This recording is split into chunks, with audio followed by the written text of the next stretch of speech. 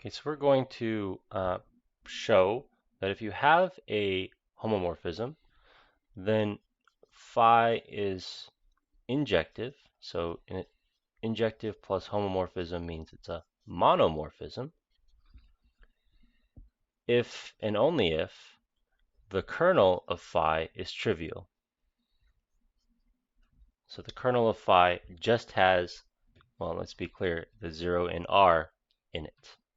Kernel is always a subset of R. Okay, so there's two directions here.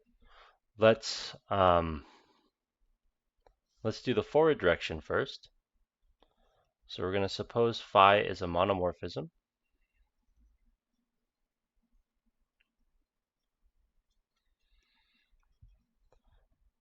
So this means it's injective. And let's let R be in the kernel of phi. Then what? Well, then phi of R equals phi of 0, because phi of 0 is always 0, and phi of R is in the kernel. To be in the kernel, you have to get sent to the 0 over ns. So R has to be equal to 0, as phi is 1 to 1. If two outputs are the same, the inputs have to be the same. Okay, well, we took a random element in the kernel and it had to be 0, so the kernel only has 0 in it. Sorry, I'm switching between cap upper and lowercase case all over the place. Kernel only has 0. Great, done. Now let's go in the backwards direction.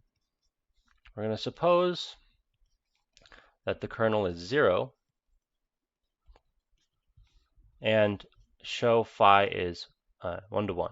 So that it's a homomorphism, which is 1 to 1, so it's a monomorphism. Okay, so let's suppose then that phi of R1 equals phi of R2. We want to show that R1 equals R2.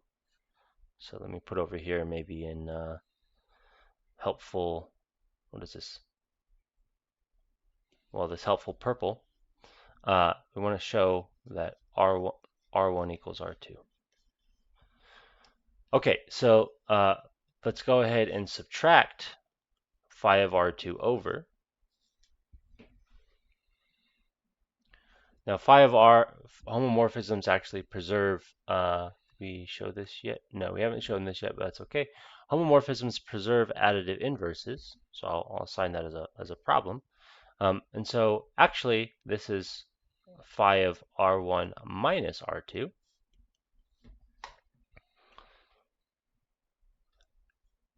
And what do we learn from this? We learned that R1 minus R2 is in the kernel of phi. But the kernel of phi is trivial. It only has 0.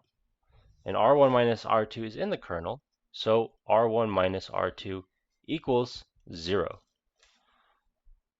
So this tells us that R1 equals R2. Great. So we can conclude that phi is 1 to 1, and 1 to 1 plus homomorphism is what it means to be a monomorphism.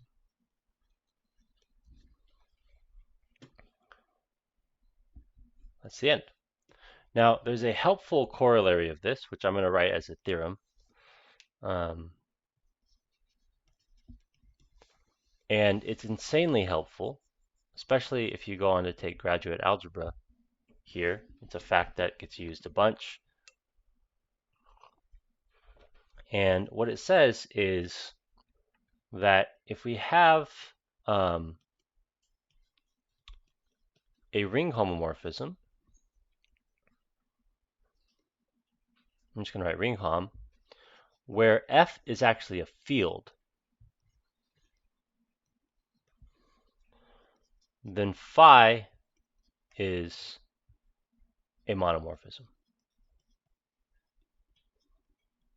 This is, at first thought, kind of wild, because any homomorphic fields are rings, right? So we can think about them as rings as in the definition of a ring homomorphism. Any ring homomorphism out of a field, once you know it's a homomorphism, it is automatically injective. You don't have to check anything. It's automatically injective. Proof. Suppose that,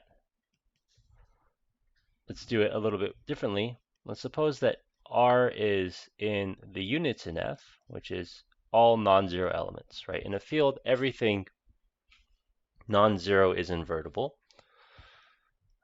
Then what do we know? Well, we know that phi preserves units.